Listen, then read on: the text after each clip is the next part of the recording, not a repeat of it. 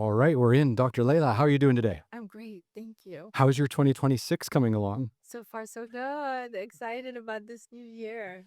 We're blessed. It's always kind of strange when you have someone in for a podcast like too close to New Year's, and then you're like, "Oh, 2026, like, what do you think?" And I was like, "I don't know. It's only been a couple days." It's just been, yeah. Actually, it was my first day back to work yesterday. Yeah, So, like most people, everyone's been struggling, kind of getting back into the groove of things. yeah, it Yeah. wasn't too bad. Actually, I was inundated with a ton of on my schedule because we were closed Thursday and Friday both weeks, Right. both days. Christmas and New Year's fell on a Thursday, so we were closed Thursday, Friday, both weeks. Mhm. So we were just like jam packed. Well, that's And I was like, oh my God, I just came back from, when you come back from vacation, you're super chill, maybe even a little, slightly tired from staying up late and not consistent with your regular routine. yeah. So, but it was good. It's been I nice. got through it. That's good. That's important. It's good that you got people coming back to you too. It's nice to start the new year busy. Yes, Yeah. I was very busy. Thank God, knock on wood. So we're going to get into the chiropractic work and the wellness clinic and everything like that that you do in Orange County. But I'd just love to know a little bit more about you. So, like, where are you from? I'm originally from Afghanistan. Oh, wow, that's interesting. Yes. You're my first person who's ever been born in Afghanistan who's been on the podcast. Really? Yeah. Oh, wow, that's awesome. I was 7 when we left. Well, we escaped the country during the war with the Russians. Mhm. And we escaped to Pakistan. And from Pakistan, we came to the U.S. We were blessed because not too many people were able to get out at that time, but we had to escape. And Was that like late 80s? it was actually early 80s. Early 80s, yeah. Yes. That must have been terrible. Like, do you remember like the whole Civil War? For me, it was very adventurous because I was so young and had no idea. I just knew that we were dressing up like the folk people, like the people of the villages do, because we lived in the city in Kabul and we dressed like we do now. Maybe not as exposed, but And then we traveled overnight in a what is it, Volkswagen van, and we had some people helping us, and we paid them, and so they took us to their home in the middle of between Afghanistan and Pakistan, and overnight, like around 3, 4 o'clock in the morning, they woke us up, and after they fed us over the night, we slept there, and then they woke us up in the morning, and we started walking by feet because they had bombs set, and so if you took a heavier car or a van or anything, it would explode. So we had to be on feet. And you were 7. I was 7. Wow, what an experience for a 7-year-old. Yeah, and we were 6 of us, Mhm. 6 siblings, and the youngest one was 6 months old. Oh, wow. Yes. Oh my God. So that was it was adventurous, and we were going over the hills on donkeys and this interesting outfits, and we went to Pakistan. Wow, like a full escape. Yeah, it was a full escape. Was there a lot of people leaving Kabul at that time? There must have been, right? Because the Russians were invading from the north, right? Yes. Yeah.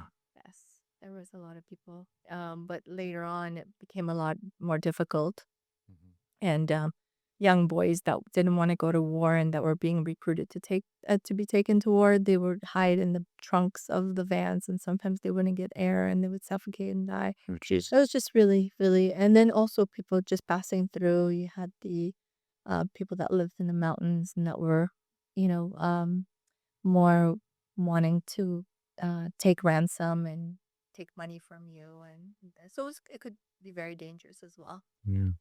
Once the rule of law starts to slip away, and it's crazy how fast like civilization and all of our civil norms disappear once there's an invasion or once there's some idea of war, and people just res- you know resort to like their worst impulses. Yes, Yeah. absolutely. And these are people that were not educated, not very illiterate, and lived in the mountains, so they knew people were passing through and probably had jewelry and money, even though we were not supposed to wear anything because we didn't want to bring attention to us.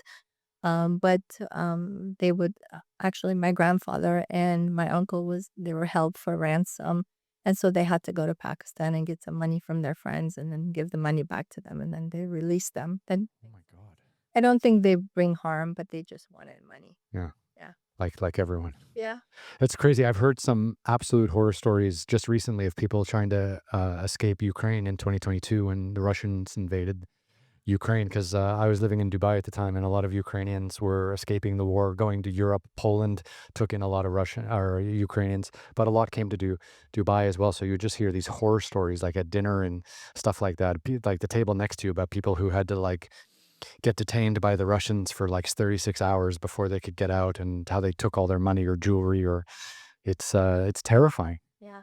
And also what was dangerous was that my father was involved with the government, and he had, worked in the government prior, a few years prior. So he was well known. And so if they knew who he was, then they would have taken us all back, had they find out that what we were doing, that could all get executed. Because at one point they had to stop, and so they stopped us and they looked through the papers of the gentlemen that were helping us.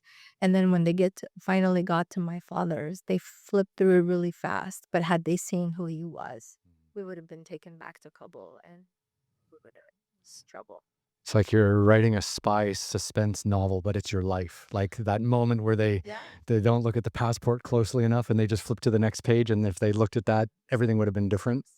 Fuck, that's They were crazy. praying, and my mom was wearing a burqa, covered. That's not how we normally dress, so it was just we played the part, and we had rice and oil and different things. And so when they asked us where we're going, we said we're going to a wedding by the border of Afghanistan, Pakistan. So it's an interesting story. We actually took pictures. Hmm. Those would have been amazing. Do you still have them? I do. Oh wow. Yeah. Yeah. What a great memory of a terrible experience. So true. Yeah. And so when you got to Pakistan, was there a process to get people into the United States at that time? Like, was it easy, or did you have to sit around in Pakistan for years? Like, I have no idea how that might have worked. So interestingly enough that you asked, because right prior to when we got there, everybody that was there only a few days, maybe a week, and then their paperwork get processed, and then they would come to America or Canada or different parts of Europe. But when it came our turn, they had just changed the rules. So we ended up staying there for 9 months. And we didn't know exactly when it was going to happen. So much so that we didn't end up going to school during that time because we didn't know how long it would take. Just when my father hired a tutor for the kids, the tutor and him and my brother were walking down the street. The taxi driver dropped his cigarettes and went to reach for it and swerved and hit the tutor, and my father's leg got cut, and, he said all he could see was, like, black, and my brother screamed, and that's when my dad kinda, like, woke up, and then the tutor was just hit, like, 30 feet Oh and my ended God. up in the hospital. Poor guy. And then, ended up, 2 months later, we got our, papers, and, when my dad went to get a thing of rice, because that's our staple, and my mom's like, "What are you doing? That's so much rice. We're gonna be leaving in a few days." We ended up staying there so much longer than that. That constant stress of like not knowing, like you have to think like how many Ukrainian refugees or even Russians who left Russia who didn't agree with the war are sitting around in Europe or the Middle East right now, just waiting. Like, when can we go home? Like, what's the next step? Like, is it this week? Is it next week? Absolutely. Unknown. That's so stressful. Yeah. And then not really having an income, No. just spending the money that we brought with. My mom's ended up selling her a wedding ring and a couple other pieces that she had, or was for did, to have some money while we were staying there. We had no idea how long it was gonna take. And what was it? So when you did, after 9 months, when you did end up getting to travel to the United States, what's your first stop? Like, where are these programs active in the United States to try to relocate people? Well, we came directly to San Diego. Oh, well, that's the best part then. Congratulations. My uncle, had been here 17 years prior to us coming, so he was our sponsor. Oh, you still needed a sponsor even. Yes. Okay. Yes, and so then we came straight to San Diego. Oh, That's wow. nice. Wow, that's nice. Oh, you got sunshine and blue skies, which must have been just amazing after such a difficult journey. Yeah, Yeah. absolutely. I mean, we did have a lot of fun in Pakistan. That could be in of itself a story. Just a lot of other Afghans were in the same area, and it was a little community. And since nobody was working, it was all about music and fun. And I was a kid, so I was just playing all the time. Yeah. It's really interesting. Like Southern California has done pretty well, I think. So you're the first Afghan person I know who has been relocated to this California. But I know that LA has a large Iranian population, and that a lot of Iranians came here in the '80s to escape the '70s and '80s to escape the political changes there as well. And like you go around Westwood and you'll find like a lot of little Iranian restaurants and stuff like that. Yeah. It's wild how the world just keeps screwing over so many people on a daily basis. It's a very interesting topic that I don't really like to talk about too much. Sorry about that. It gets me a little bit emotional, and and what happened with Afghanistan in of itself. But it's a situation that I believe happens a lot and over, even in the history. And now it's all about greed and money. It's sad. Yeah. And it's funny because like Americans have no idea. Like, the continent, the territory, the physical territory of the United States of America hasn't been attacked since like 1812. And I think it was the Canadians that were attacking the USA with the help of the British. But since 1812, the United States, I mean Pearl Harbor, okay, Hawaii, but the average American person has no idea in their lineage going back like over a century and a half of ever having to like leave their home in the middle of the night, not knowing if they're ever going to go. But the rest of the world lives like that all the time. Like Europe has been a mess off and on, the Middle East, Central Asia, yeah, the turmoil in China, it's just it's global. Yeah. So when you got to San Diego, that must have been a relief and a chance to like catch your breath and adjust to life in America. I mean, what was that like? Yeah, it was interesting because food was completely different. Yeah. It was like a white Wonder Bread and bologna and things like that, which I thought, oh, this is so tasty and so good. Now knowing obviously that those things are so bad for you, especially as a chiropractor and into nutrition and health and exercise. But in the '80s, they might have actually been okay still. But now it's just poison. Probably. Yes. Again, it's a capitalist world. Yeah. Or I should say, you know, capitalist America, which I'm thankful, I'd rather be here than anywhere else. We're blessed and thankful for all that we have accomplished and have done and have been blessed with. But yeah, it's tough, and it just makes you stronger going through the different changes. We came with hardly any money, so we were being assisted by the government and also family. My dad's brothers did. They had a business in Germany, so they helped us with some money to just get started. And we started from scratch. My dad gave up everything that he had accomplished, but for his family, for his 6 kids and his wife. Wow. Yeah. What a what a what an origin story.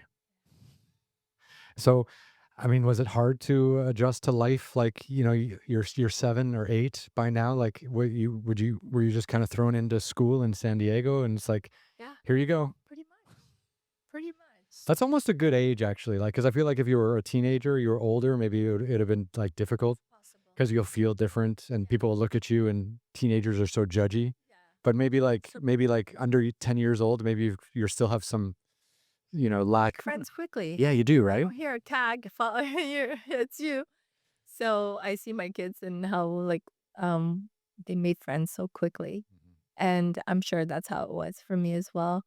But yeah, no, I think acclimated pretty quick. Made friends quickly, learned the language really fast. I know I had an accent because I used to say words differently than what I should have been. I used to, say, sex instead of six, and then that was with the accent, so I didn't know any better. I was young and everybody would laugh, and I didn't realize until later on, much later. When everyone was done laughing, Yeah, several years. exactly. Yeah. I'm like, "Why are they laughing?" Wow. And so, I mean, and so, like, regular kind of school life and then university, or I mean, where did you like, as you started to kind of get comfortable living in the United States, like, did you start to have ideas about like what you wanted to be and what you wanted to do? Yes, I wanted to be a dentist ever since I can remember. But I ended up changing, and decided that I wanted to go to chiropractic school. And I am so glad, when God puts a obstacle in your way. What Was was the the option what was the obstacle to to get into? dentistry? I applied to 2 schools are in California, and UCLA and USC, and I didn't get accepted. So I was like devastated. I was like, "Oh my God, my life is over. I'm so old now." And I was like at the time maybe 22. And so, I well, came across somebody who was a chiropractor. I didn't even know what a chiropractor was, but I learned a little bit about it, and, I actually had an injury to my foot, and I was an undergrad, and, I didn't know what chiropractic was. Somebody told me to try it because I had tried medicine, I had tried physical therapy. It was 3 weeks later, I was in crutches walking across the huge campus and so much pain, and it's just not getting better. So somebody recommended a chiropractor. I went to see the chiropractor, and he, did some lower back X-rays and explained how the even though my back wasn't hurting, I was, like, baffled by that, and I said, "How come, you're taking X-rays of my back when my foot is what's hurting?" And he explained how the nervous system communicates between the spinal bones and controls the foot. So it made sense, and, It's all connected. it's all conflicted. He adjusted my back and he adjusted my foot, and within a couple days, I was so much better. Oh, wow. And within a week, I was back to myself, and I was like, "Wow, this is amazing." Mhm. So, I was still in undergrad school, and then when I moved to California, because I had moved away for school under Where'd you go to undergrad? I went to Northern Kentucky University Okay. and also IUPUI, Indiana University at Purdue University at Indianapolis. Mhm. So, You went for the heartland, Kentucky, and yeah, that's amazing. it was tough. Yeah. Um, I love Kentucky though. I love the people. Yeah. So nice. The people are amazing. Everybody's so nice. Did you go to the Kentucky Derby? I did not, but I was away this close to a tornado. Oh shit, that's terrifying. Yeah, it was terrifying. But I came from San Diego, Yeah. best weather. And then all in all, it was a good experience. I loved being there. The people were wonderful. And then when I came to California, I was still had plans to go to dental school. But then I came across a couple of people that I got introduced to with chiropractic, and I was like, "Oh, you know, this is my path, Mhm. not dentistry." Mm. So I applied for a chiropractic school and started chiropractic school and graduated and moved to Florida. Oh wow, Florida. Yeah. You've lived all over, I yeah. lived Yeah. everywhere. I moved to Florida and I had to get past the Florida boards because they don't have reciprocity with California or any other state. They don't want anybody else there. They just want, people from Florida. So I applied and I got accepted, and I also passed the bar there and started working there for a couple years. When I realized that this is going to be home, and I was planning on purchasing a home, I was like, I don't know if I want to do this so far away from home. Mhm. And I think initially it was just because my father was so strict that I couldn't live the way I wanted to live. So I felt like I needed to be away, but I realized that, family is everything. So I decided to move back, and I bought a condo in San Diego and, put my roots back to where it should be. Were all your siblings still in that San Diego? Yeah.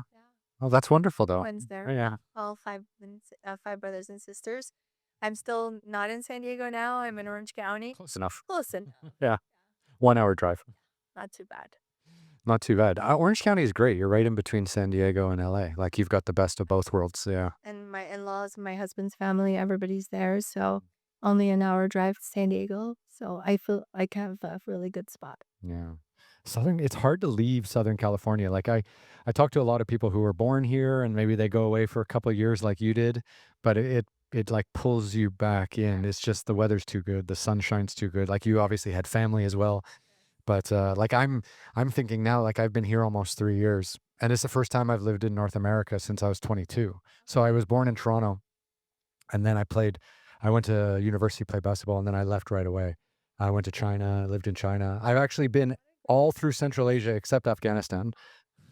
They've loved it. Everybody that has been that I've talked to that are non-Afghans, they loved it. They've just had great things, especially for the hospitality and the people. Well, while you were hiding out at night trying to get across the border, I was reading National Geographic magazines, looking at photographers like Steve McCurry, who was in Afghanistan during that time, like, in the 80s, and he got that famous picture of the woman with the green eyes. And yeah, Correct.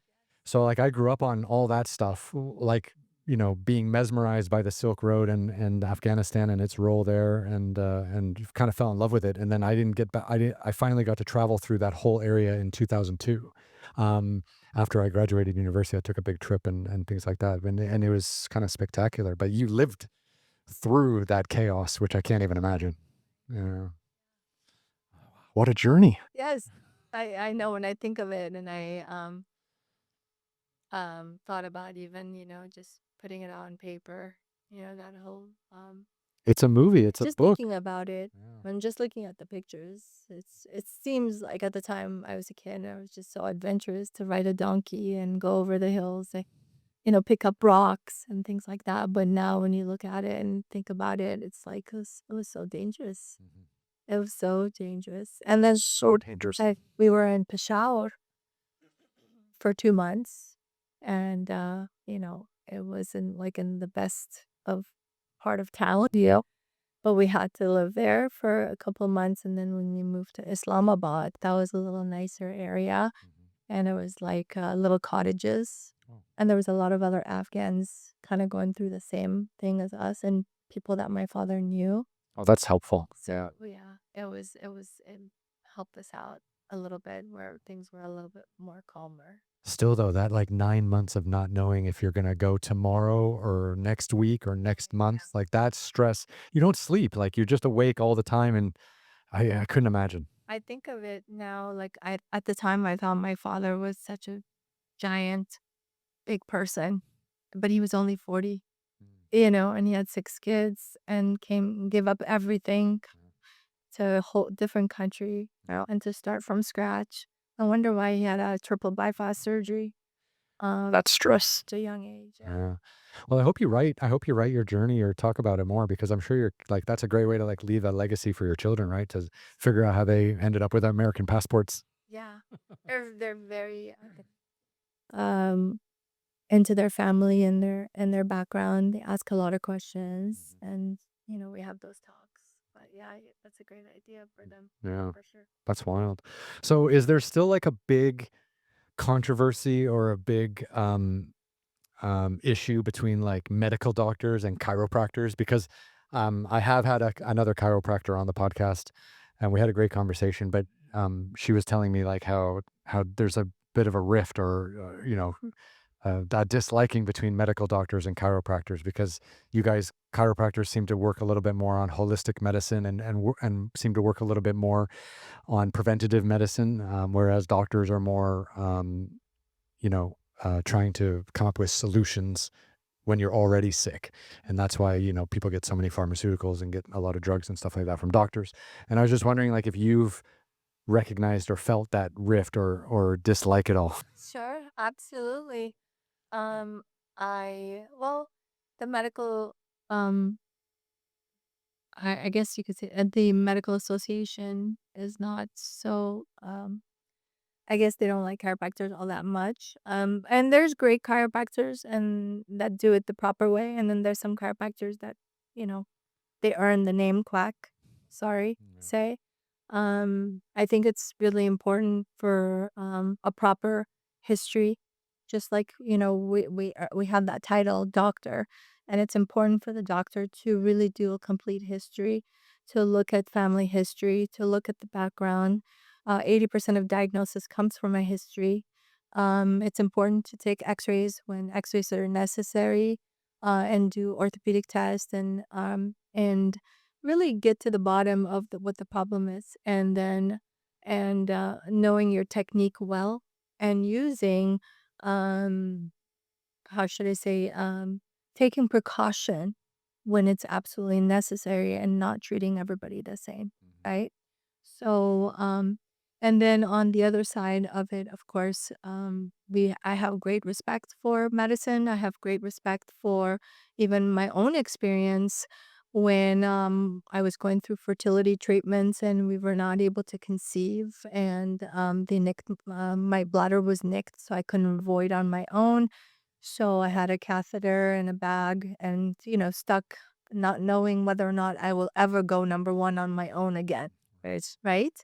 And so when I went to see a urologist and they put me on Flomax, and that started the process. And, so I have great respect for medicine in that sense because it really helped me, even though I didn't stay on it more than 2, 3 days, Mhm. but it started things and things were a little bit more functional, right?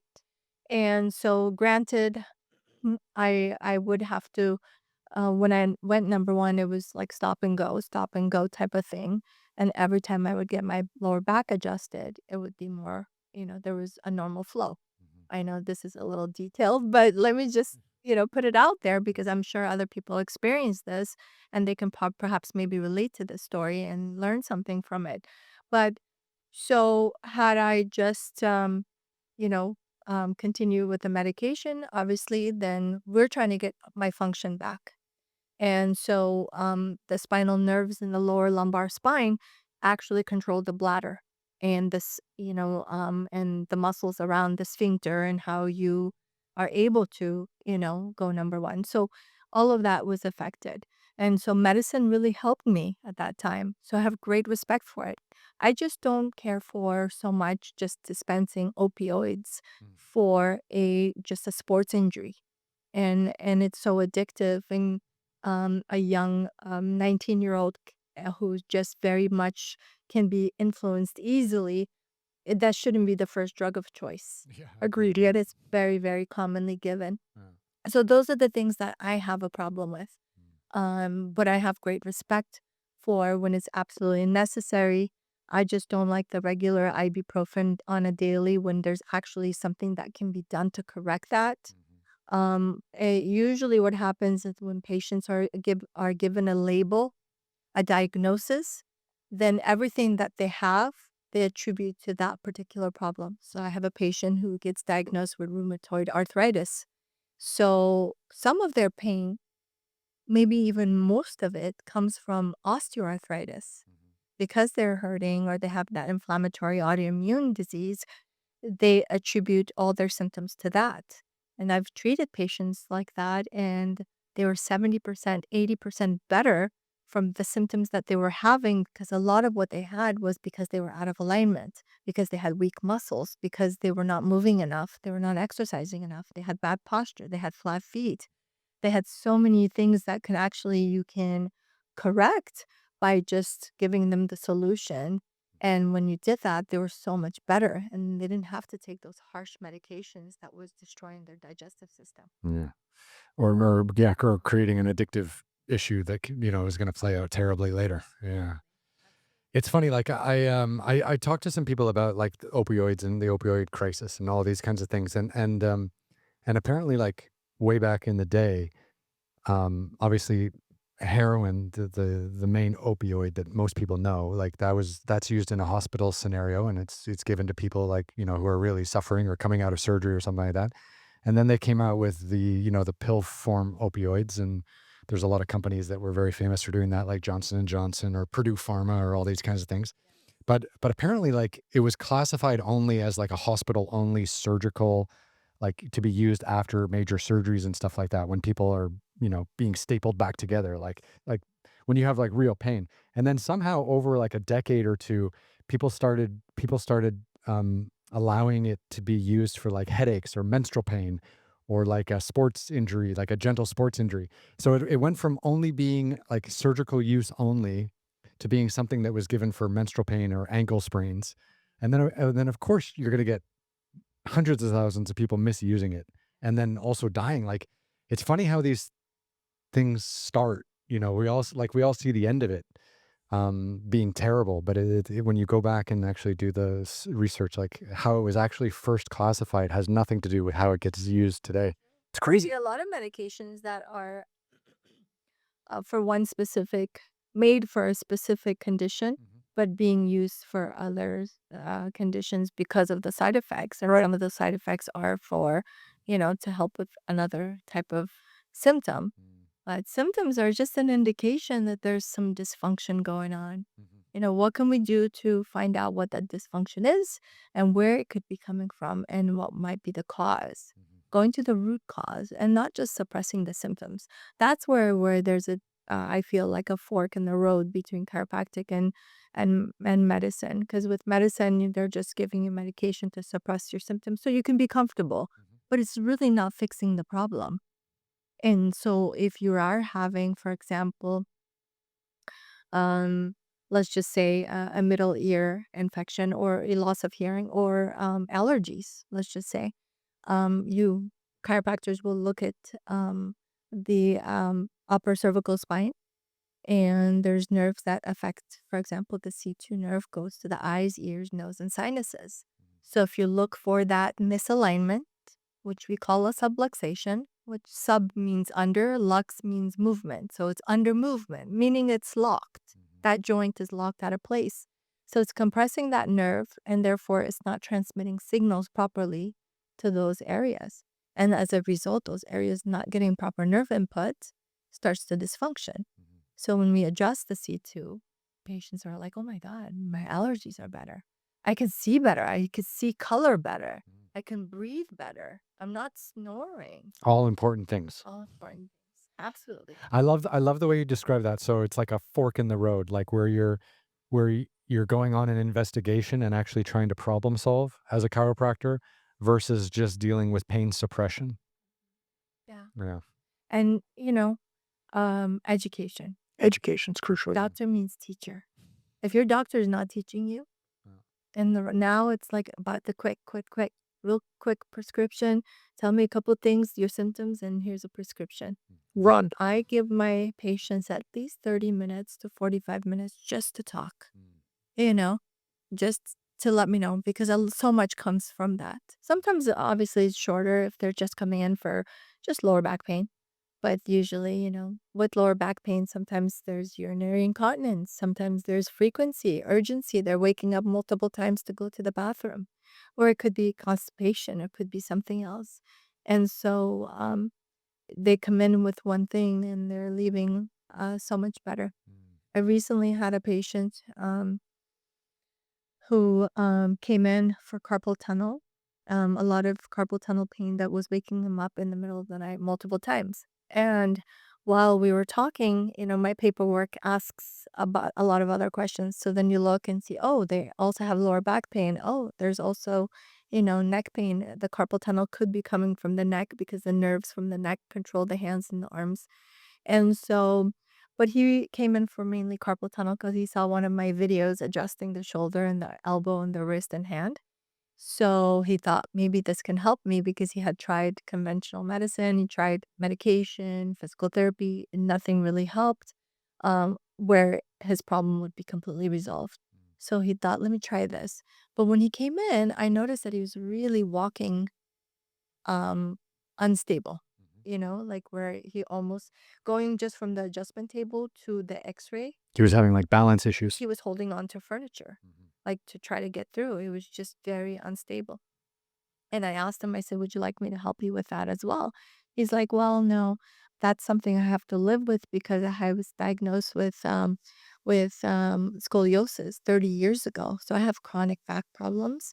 And so he's accepted that because he was labeled. and he just thought he had to live with it forever. Just thought that that was how it was going to be. And he's only 62 years old and has grandkids. He uses his wife when they're walking as a crutch. Oh, Jesus. His wife must be strong. So she's they basically accepted that. Uh-huh. So I said, I will help you with your carpal tunnel, but I will also help you to walk better. So when you leave the office today, you're going to walk better than you came in. Mm, I don't know where that comes because that means that I guess it comes from the confidence of knowing what has happened with all the miracles that we have daily with patients. But sometimes, not everyone speaks that way because what if you don't deliver? What if it doesn't happen? Sure. But something within me says that, that gives them amazing hope, Mhm. you know? But, I adjusted him and actually, he got off the table and he started walking like normal Oh, wow. with That's a mom great. lamp, Yeah. you know? And I said, that, um, because sometimes when people walk flat-footed, they carry their leg. Mhm. It's almost like they have a, what is it called when you're walking, like, really cool? Oh, like the yeah, like having some kind of attitude or having some kind I of forget what yeah. it's called, but anyway, so, but he started walking, so much better, and it's funny because I ran into my Costco and I was with my mom, and my mom's like, "You work so hard, you work come home so late, Mhm. your job is so physical, can't you get into another field?" And I said, Mom, if it wasn't for me," I talked about the gentleman, and I said, "He wouldn't be walking normal, and he now is probably he's gonna have his life back." Mm. And we ran into him at Costco, and he was shopping, and he said, "You know what? If it wasn't for you, what you've done for me so far," and I've only adjusted him twice. He said, "I normally sit in one of the chairs while my wife and my daughter go shopping." Wow. Yeah. So it was kind of interesting that that happened where I could tell my mom, this is, what chiropractic does. Mhm. And God works through me, through my hands. That's a nice way to just think of it. Yeah.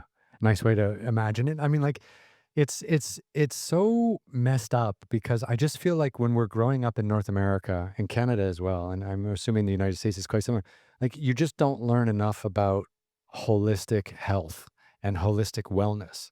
Like you learn like if you break your arm, you go to the hospital and a doctor will take an x-ray and put a cast on you or whatever, right? Like things that doctors do.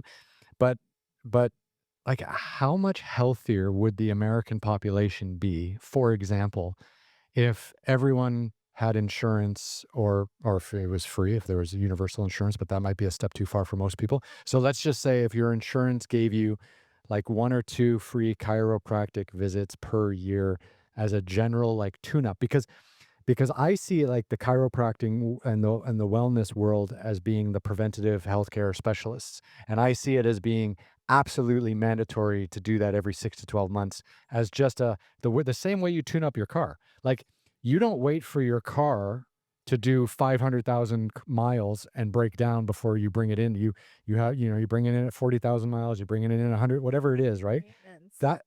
Right, that's what a chiropractor is, and that's what, like, this whole idea of wellness is, but the way we're taught about medicine when we're kids is that you just don't do anything, and then when you get sick, you just go to the hospital, and how wrong is that? So wrong. So wrong. So wrong. I think the pharmaceutical companies would hate it. Yeah. And, there's no way because there's just so much money involved. Yeah, and they would rather have a guy like your patient hobbling around half broken on a bunch of pain pills than having a 20-minute session with you and being able to walk around Costco and being a functional family member and member of society, And and not holding on to his wife, which I think is a great thing. you know? How is she feeling? Like Yeah. free. It's really crazy, like, the entire education system and the entire, like, capitalist economy in the United States just really wants people to be unaware and sick. Sad. It really is, like, because I've lived in China, I've lived in, Dubai in the Middle East, I've lived in Switzerland, and I've lived here. So and I grew up in Toronto. So I've been sick and I've been to hospitals and all those places, and I've also been to, like, chiropractors and wellness clinics and all those places, and it's the United States is the one place where, like, it's like they're hiding the information about health and wellness, and, of course, now you have the internet and you have AI, and you can type in symptoms and you can get feedback and you can, scan, lab reports and get feedback from that, like, now that everything's changing, but, like, 10, 15 years ago, like, we were all just guessing at it because we had no information, and what you're doing is so valuable and no one knows about it.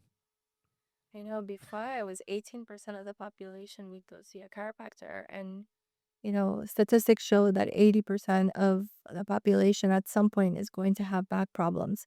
And science shows that chiropractic is the number one. beneficial choice for back pain. Mhm. And this is through science and research.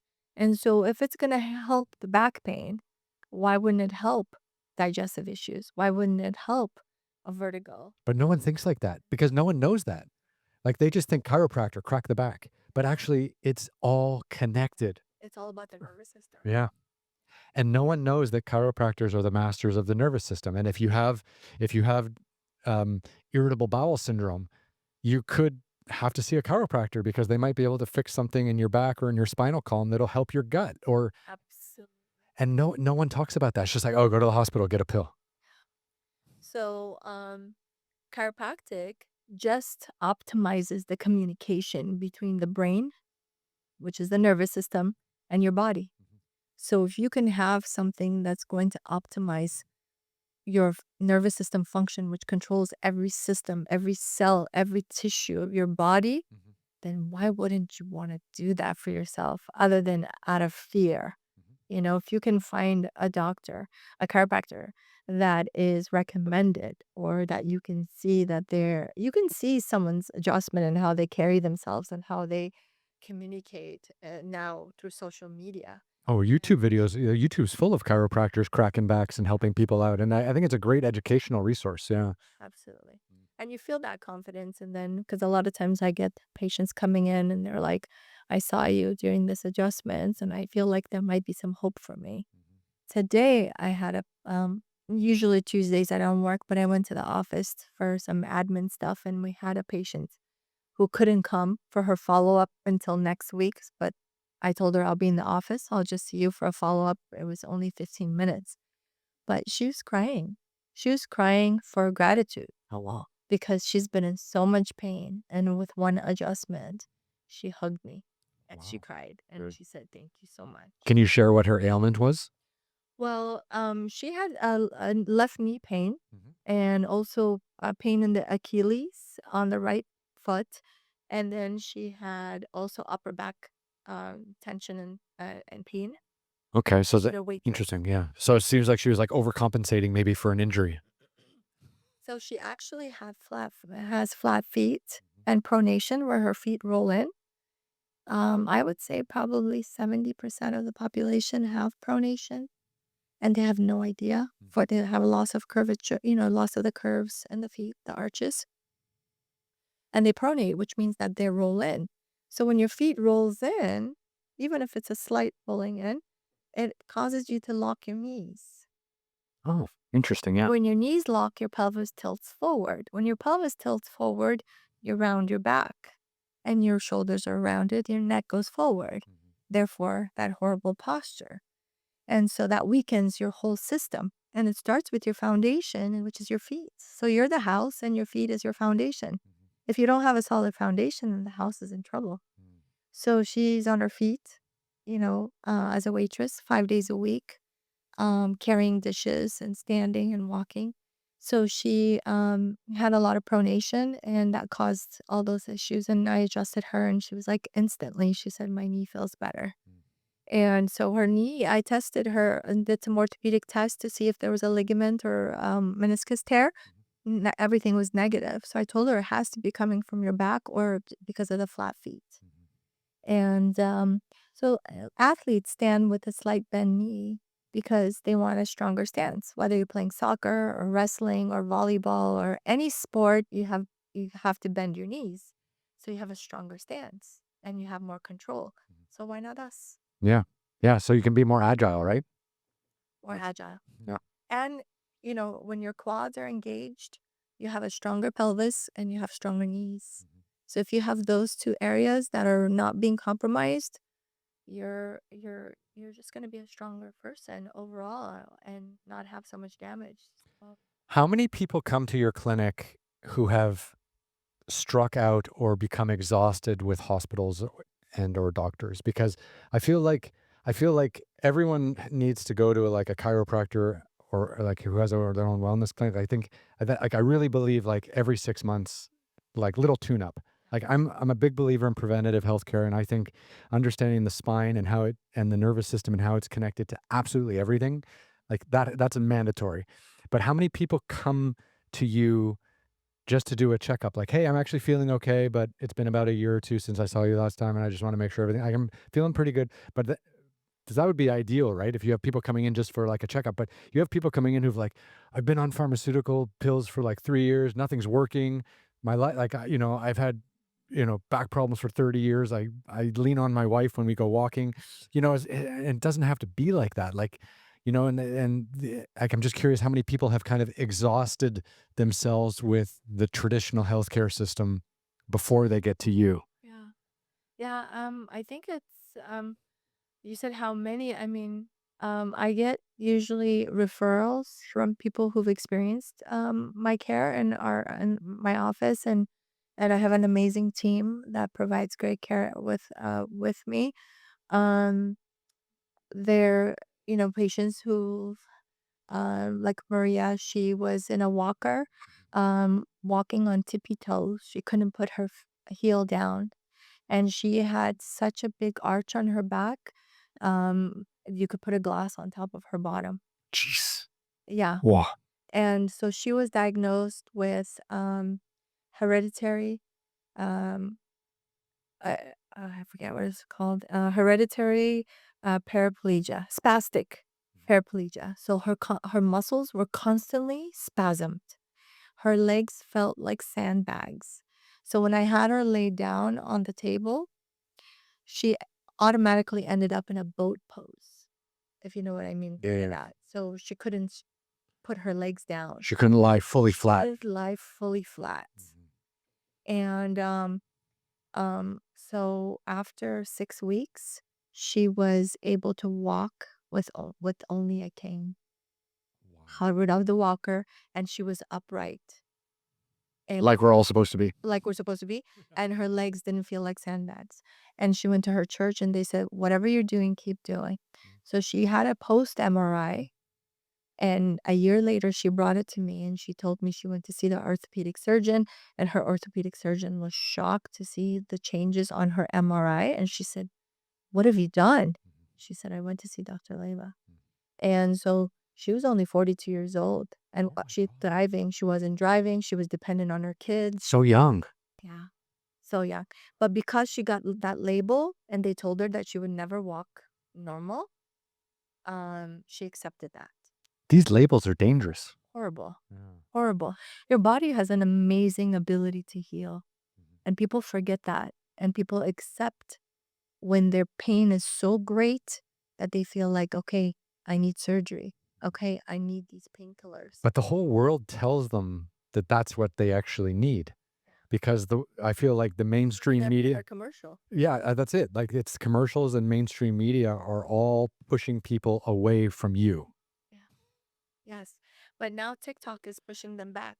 Oh, that's good. That's good.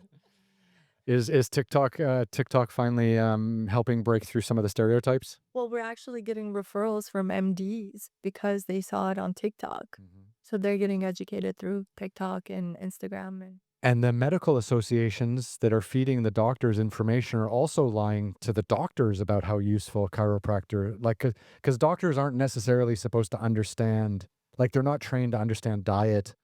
They're not trained to necessarily understand, holistic wellness. And and unless you're dealing with a specialist, they don't necessarily understand the nervous system. But those are really 3 important things that everyone needs to kind of understand. So, like, it makes perfect sense that an MD and a chiropractor would work together. And, when there are pharmaceuticals required and there is a surgical necessity, the doctors are there, but absolutely. 90% of the time, it's not always necessary. True. I'll be the first to tell you if I'm not able to fix a problem or if it's beyond my scope of practice. As a doctor, we're held liable. If a patient's telling you they're seeing blood in their urine and you don't send them for, a test and proper referral, then you're liable. So, our medical schools, I believe 4,200 hours, and chiropractic schools about that too, about 4,400 hours. So it's pretty much the same. Instead of pharmacology, we study toxicology. But one of the things, it's all about properly diagnosing. That's pretty much just being part of a doctor. You know, um, and understanding the body, the anatomy, the physiology, and all the, chemistry and everything that goes with earning your and your degree. But the what changes is medicine takes over. Mhm. And that's why they call MDs like medicine, because you're basically prescribing medication. I have a lot of young family members that are doctors, and they're having trouble with prescription, Mhm. with prescribing, and they actually tell me that I'm the best doctor. Oh, well, that's nice. And this is coming from my MD, family members. And so, but they signed up to help people, Mhm. but they also realize that medicine is not always the initial answer, and they themselves come to see me for adjustments. Oh, that's wonderful. That's the beginning of the change, right? I believe it. I see it. It's funny, like, because I'm in my 40s and I'm in my mid 40s. So I was, I grew up in the 80s and the 90s, and you know, it was like a pill popping culture. It was a drinking culture. Yes. It was a smoking culture. Yes. Like Marlboro cigarettes were everywhere at the F1, and they were on, at football matches. Like everything was, there was, and advertising's totally changed. But it's funny, like pill popping, alcohol, smoking. And now you see people in their 20s, half my age, and they don't drink and they don't smoke, and maybe they enjoy marijuana or cannabis gummies or something else to help them relax, and they're completely against pharmaceuticals because they're starting to really care about what they put in their bodies, which when I was growing up we never even thought of. Like Right. it was just like, oh, doctor, trust. Oh, lawyer, trust. Like it was this trust system that was put into place and we didn't even question it. And now finally I think people are starting to question it and trying to understand, like, oh, I don't need that. Like I need an adjustment. I need someone who's going to look at my situation in a holistic sense and tell me, how I can start to feel better. And I think that's the most exciting change I think I've seen in the last like 20 years. Me too. Yeah. Well, excuse me. No worries. But I mean, are you seeing like more acceptance in people kind of coming to you and being like, this other stuff isn't working? Like, how can you fix whatever's going on? Excuse me. I think, yeah, it's younger people are more open. Mm. They're um I honestly, I don't just I know some patients come to me and they tell me where they went before is not like the way it is in my office. Sorry, I got a little to go. No worries. You have got water, yeah? It's okay. These things happen. Take Excuse me. take your time. No, because I'm like I am curious. Like, you say young people are more open, but when I hear that, I just hear like, oh well, young people have to be more open to cut through the bullshit and the misinformation to get to what they really need, which is someone who's going to look at the entire nervous system, for example. Yeah. Yeah. And then what I do is I really try to educate them because I don't know where they're coming from, what they've been exposed to. Mhm. But my education doesn't really change. I expose even a 7-year-old that comes into my office and an 84-year-old that came last week. And I test them and I educate them and I'm explain to them how the body should work and the fact that you're having these issues. There's a miscommunication and we need to remove that interference and then allow your body to heal itself. And it's just like a no-brainer. It makes sense and they really understand, and so it's easy for them to really get it. Yeah. But I mean, like, like where's someone like with that voice in a grade 8 or grade 9 health class, like teaching you about the body? Like they don't tell you anything about that when you're young, Yes. or about diet and about how diet can affect how your body moves and how you feel every day. Yes. Yeah. Kids are exposed to so much color, red dye, 40, which makes them crawl the walls. They and very connected to ADD and ADHD. But parents don't know any better. Mm. Kids get exposed to seeing these commercials and then they go to the store and they pick this, this, and this, and then they just put it in the cart and parents don't know how to say no. Mhm. Or they don't have the tool, for example. There's a lot of apps that you can actually scan a product, and it'll tell you the chemicals and the ingredients that and what they do to your body, causing hormonal changes where, guys are growing, you know, a chest, Yeah. because it has so much estrogen, for example, this product. Um, it causes, allergies, it causes digestive issues, it's carcinogenic, Mhm. and these apps will tell you. And then it's your choice whether you want to buy that product or not, So the best rule of thumb is to just shop in the periphery of the grocery store, and that's, your meats and, your vegetables and fruits essentially, Yeah. and stay away from boxed foods, stay away from canned foods, and use these apps because there's a lot of information in these apps, and basically it just shows you the ingredients, Mhm. and it just goes into their system. What does this ingredient do to the human body? And it tells you. And if you still have that, then some people say everything in moderation. Yeah. But you're gonna be full of chemicals that your body doesn't know how to process, yeah. Exactly. That's the it's a crazy thing, like, you know, like, I lived in Switzerland for a few years during COVID, and it's like you can have bread in Switzerland, like, it doesn't make you sick, and you can have a pizza and still be functional afterwards, Like, it's not like here we have a pizza and you're dead for 2 days, like, you can have a pizza for dinner and still walk around in the evening after. So it's very interesting, like, Europe does a better job, I think, of protecting people from food chemicals and things like that.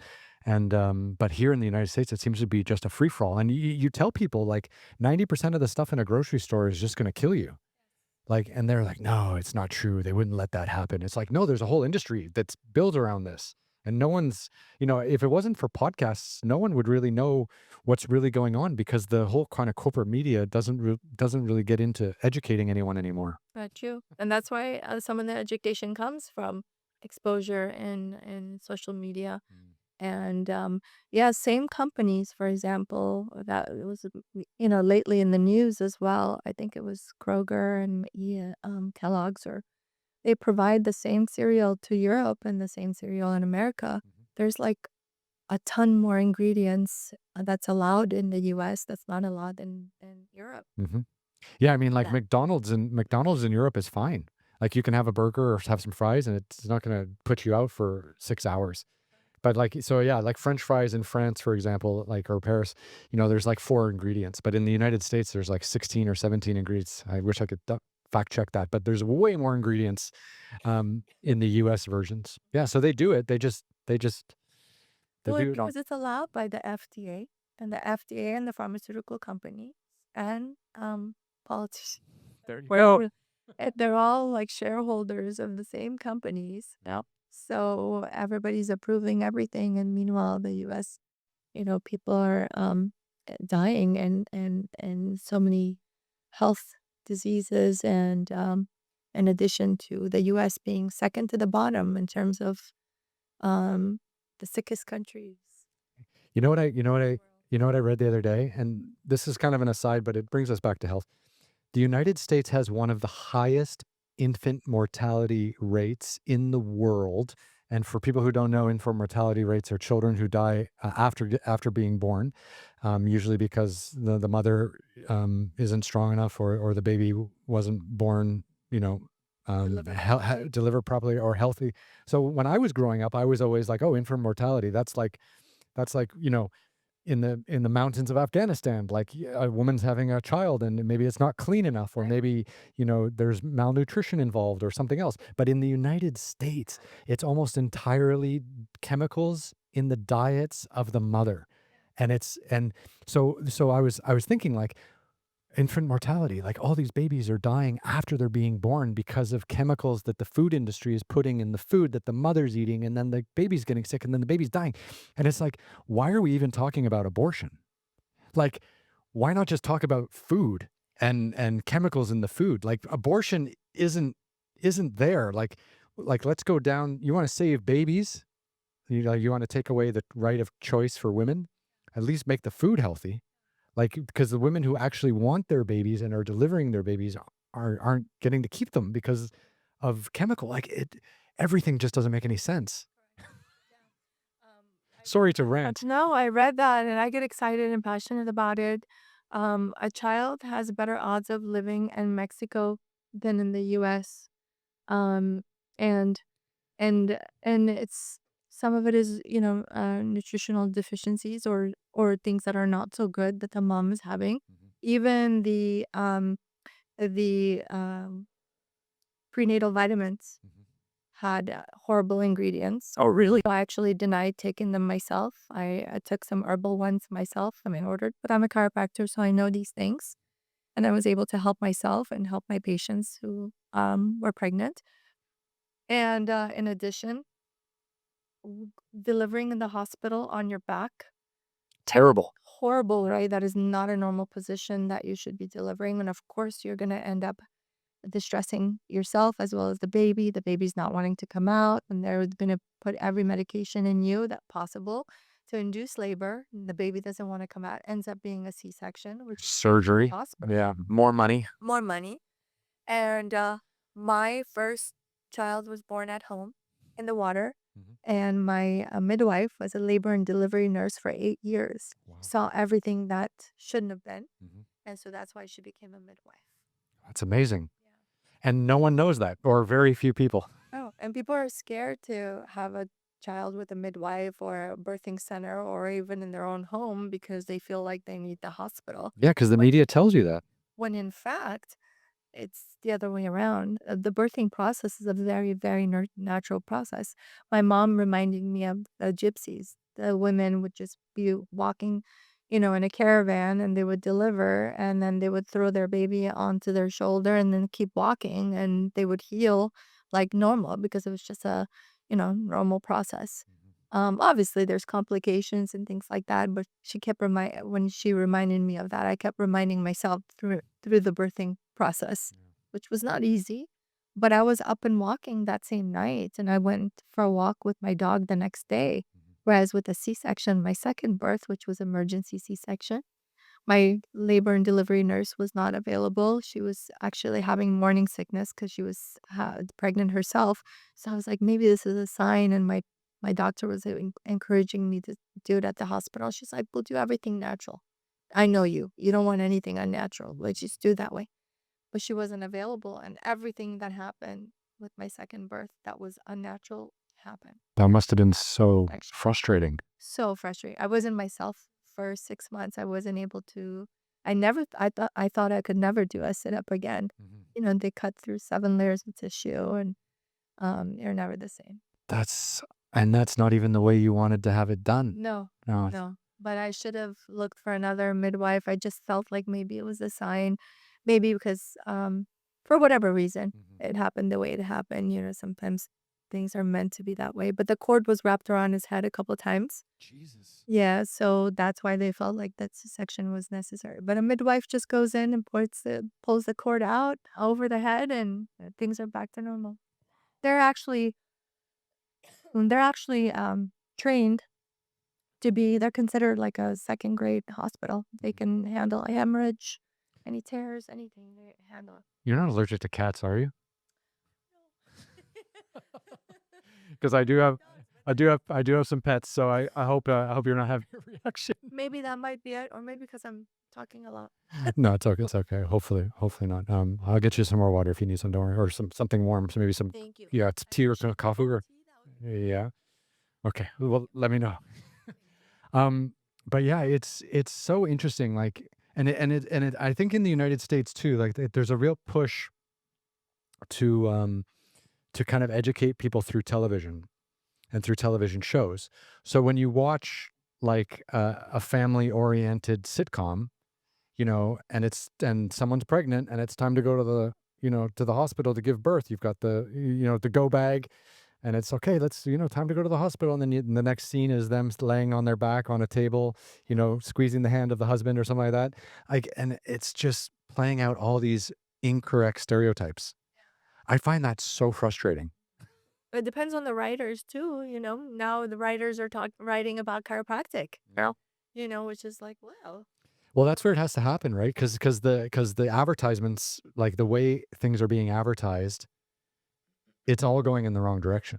Like, even if you watch YouTube, half of the YouTube advertisements that I see from time to time, and I'm on YouTube a lot because of this shows on YouTube and things like that. Like it's half of it's pharmaceuticals and the other half is political ads. So it's like you're shooting yourself in the foot every second you watch one of those ads. They're terrible.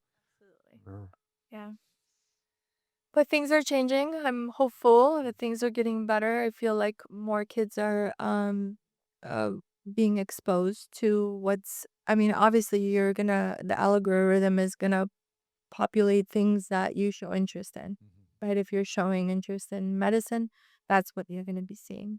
But I know a lot of people are wanting answers and they're not accepting the problems that they're having and they're looking for other ways to figure it out for themselves. That has to be the start. AI and Yeah. that are available to them now. They can actually understand their MRI or their X-rays by just having AI review that for them.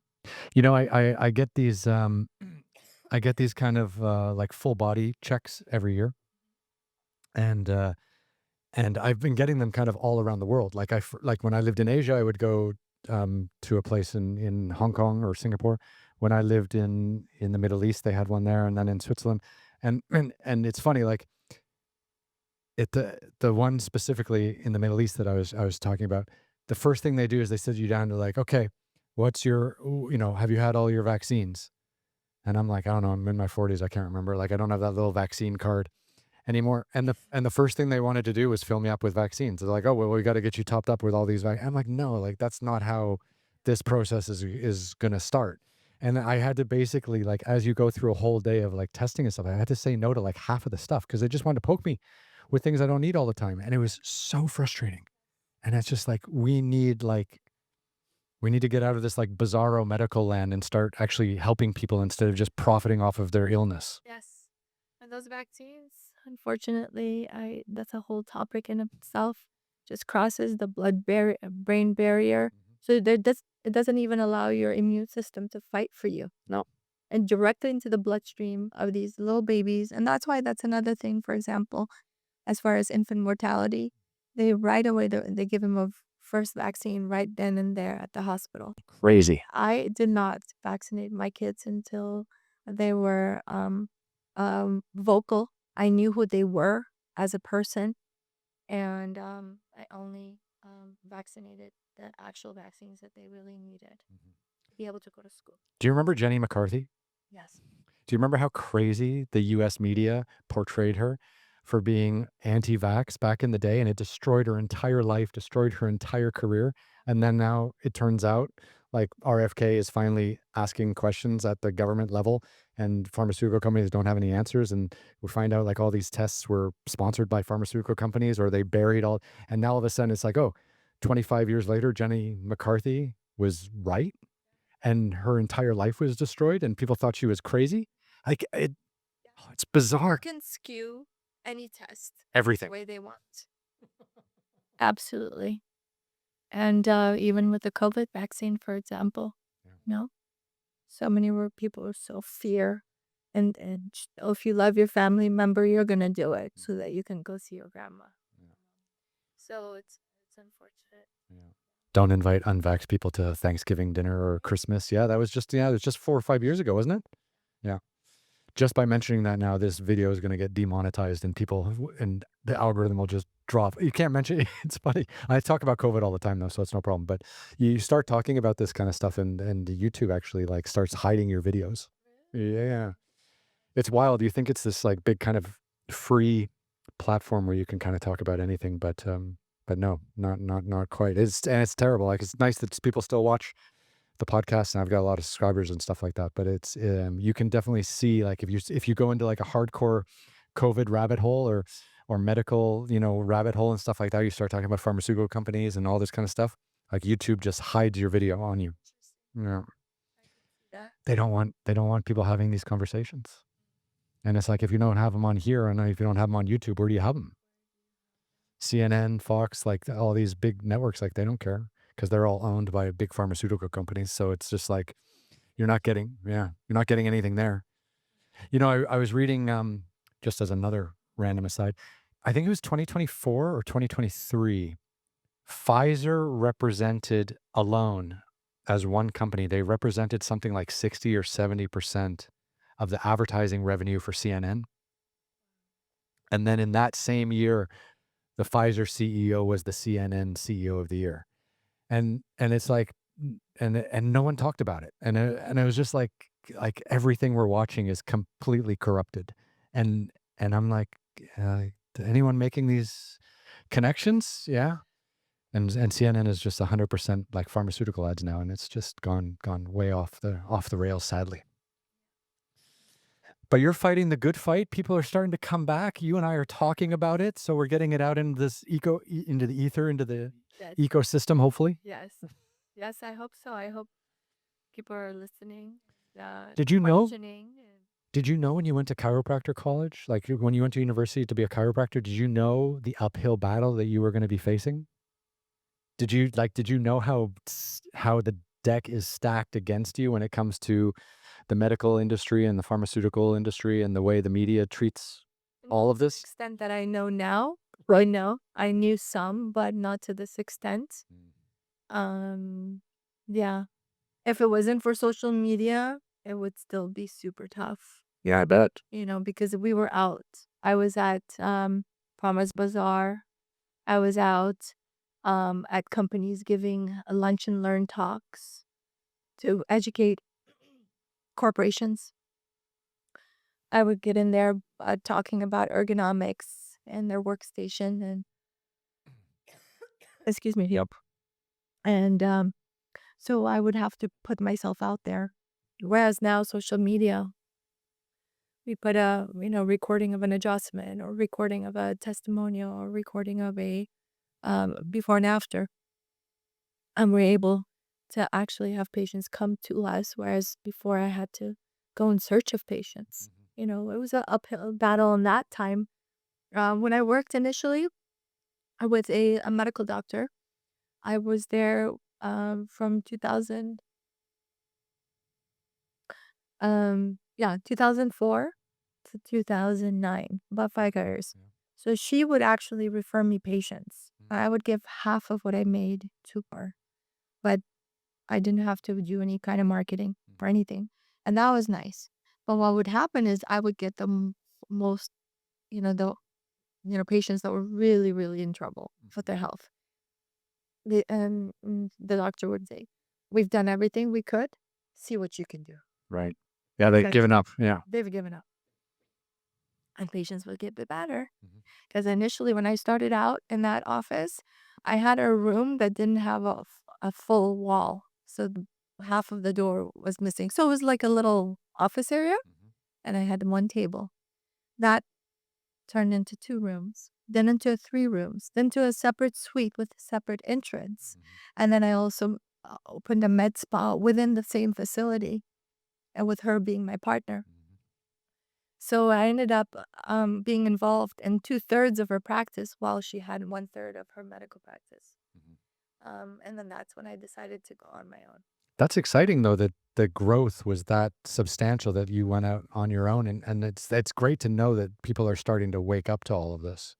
Yeah. It's amazing, isn't it? Diet, Yes. exercise, lifestyle, nervous system, got to take care of everything. Yeah. Yeah. Do mention that if you're here for pain, we can help you. Within maybe a few visits, your pain will be gone. Mhm. 6 months later, a year later, your pain will come back unless you change your lifestyle. Mhm. Do you want, pain relief? Because we can, that can be an option. And if you want to correct this problem so that it doesn't reoccur Mhm. and improve your function and improve all the things that we're seeing on the x-rays that are, the x-rays tell you a lot because it's the structure of your body and the spinal bones and what they look like. If they're all kind of looking like they're about to fuse, there's things that you can do to reverse some of that and slow it down so that it doesn't get worse, Mhm. because that will indicate whether or not you're going to have a healthier life. So we give them that option as well. But with that comes lifestyle changes, eating better, getting rid of the soda, getting rid of the, drinking coffee all day long instead of water, Mhm. exercising, and just overall mindset. Mm. As people are so involved in their heads, so much emotion that's trapped. I have tissues in every room in my office because after an adjustment, they start to bawl. They're just releasing so much tension and so much that's just that they've been harboring something that happened to them when they were a kid or an injury or something that happened, even emotionally or you know. Or a label they think they're gonna have to live with the rest of their life. So then they start to really just like release and they start to cry and I tell them you can have their room. I'll be back in a few minutes. That's nice. And always they, require a hug. But it's amazing because it has to be a lifestyle. And if you don't, like you said, once or twice a year for just maintenance, I get adjusted every 2 weeks. That's amazing, yeah. It just depends what you're looking for. Mhm. Are you looking for just to be decent and not have a lot of problems? Are you looking for improving your performance? Mhm. Are you looking for just staying super strong? My job is very physical. I'm working out all day, essentially, adjusting 30, 40 patients a day. It's pretty physical. And some of the patients are, um, large, heavy set men and that are in construction. For example, they come in lifting one leg. It takes a lot of work, even. Yeah. So the job is physical. I also work out with weight trained. So that in of itself is more physical. So it's really important for me to stay strong so that I don't break down as easy while I'm fixing others. So it's important to have that lifestyle because I practice what I preach. So if I'm not, doing it on my own, it's hard for me to recommend something that I'm not really doing myself and that I'm 100% behind. Yeah, I think it's really like I think that's you got to get people to buy in, you got to get people to trust, right? And then if you're not living the lifestyle you're preaching, then why the fuck is any of this happening, right? That's so true. Absolutely. I had one doctor, he was an MD, he was recommending a weight loss program. Meanwhile, he had a belly out to here. Yeah. So I'm like, I don't know if this is going to work, you know? Maybe, yeah. Yeah. Because I think that it's key. It's for me, it's hard. And I have some products and things that I recommend in office, like a cervical pillow or like a cervical pump that helps to hydrate the disc and build a curvature in the neck, for example, or in the lower back. Custom-made orthotics for the feet, for example.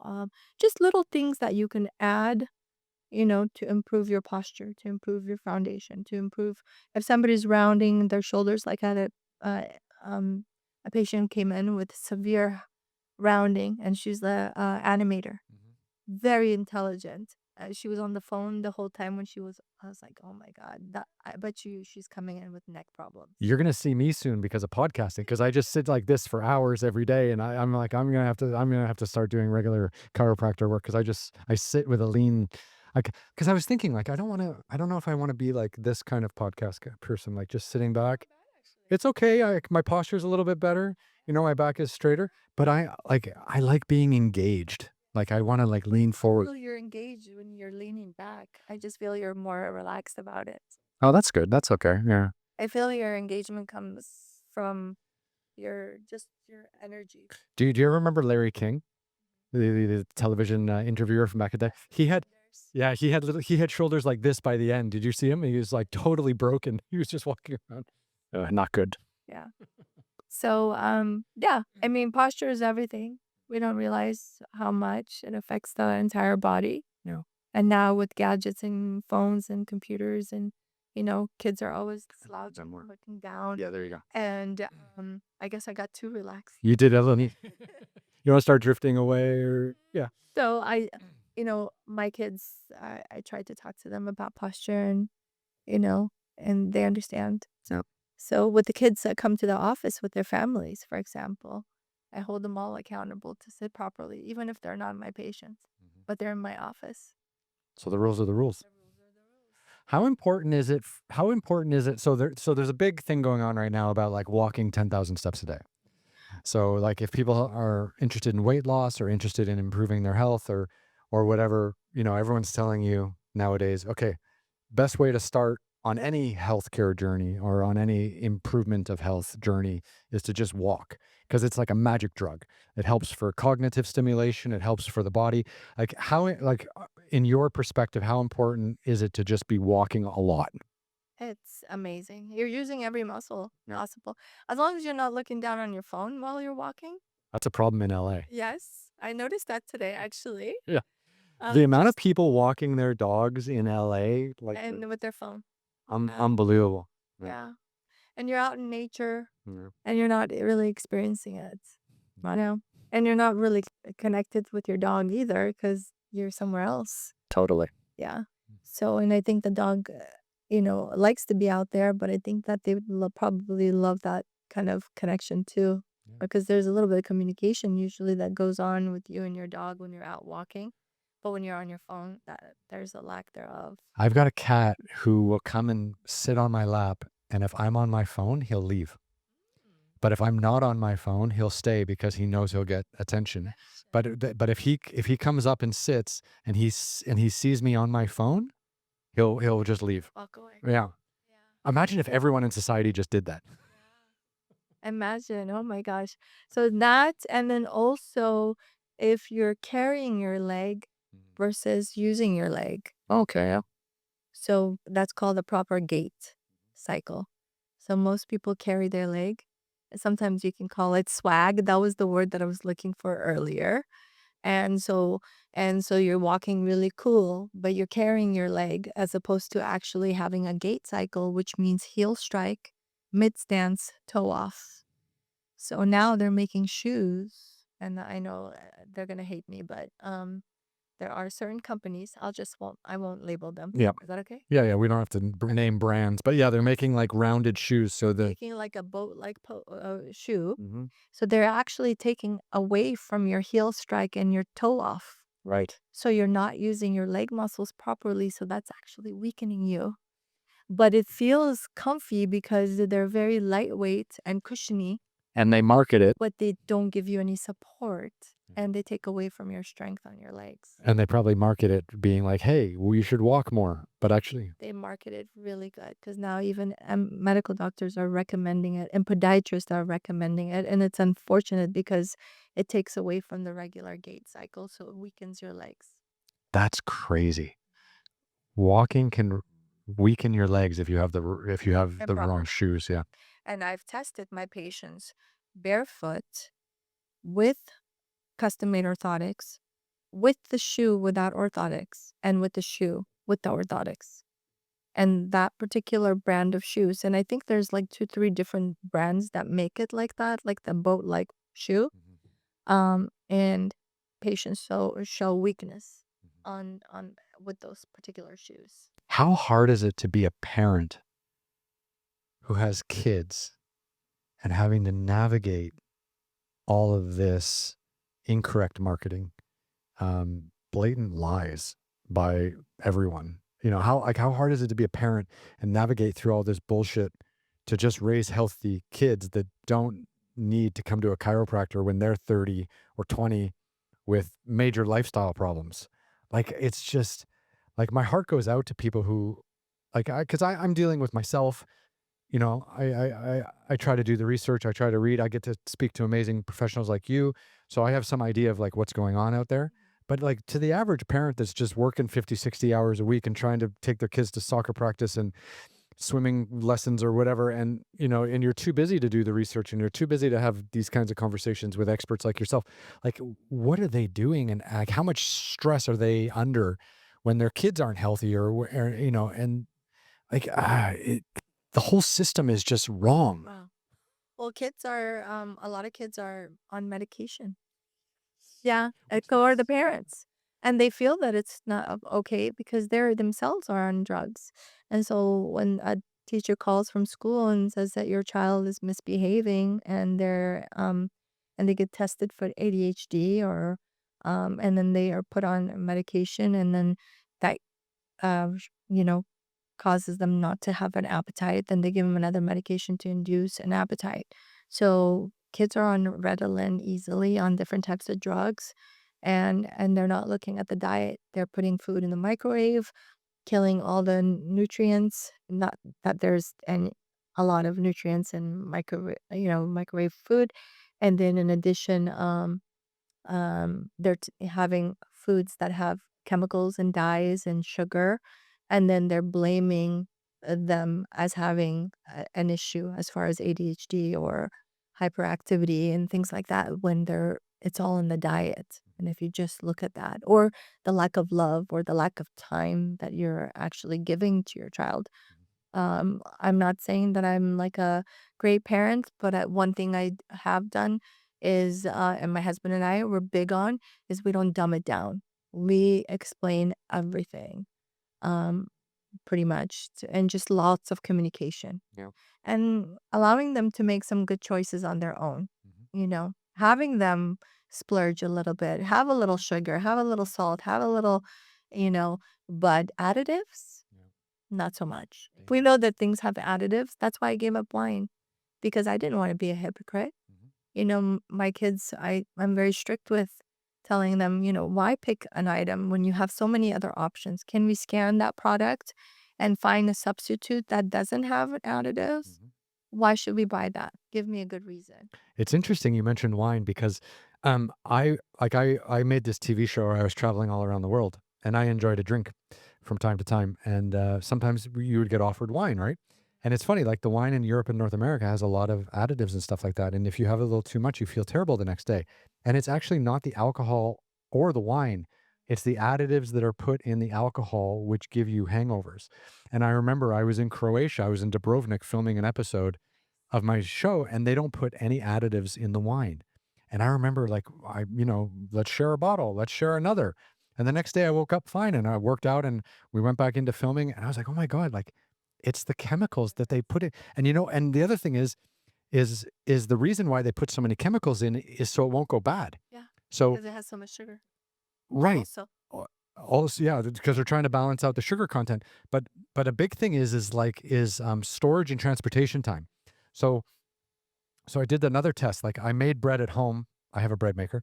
I made bread at home by myself, 4 ingredients. You make bread, you put it on the counter. Okay. Then you go to the grocery store and you buy any brand, let's say Bread, because that's what I grew up on. And you put that on the counter and you leave them both there. And which one goes bad first?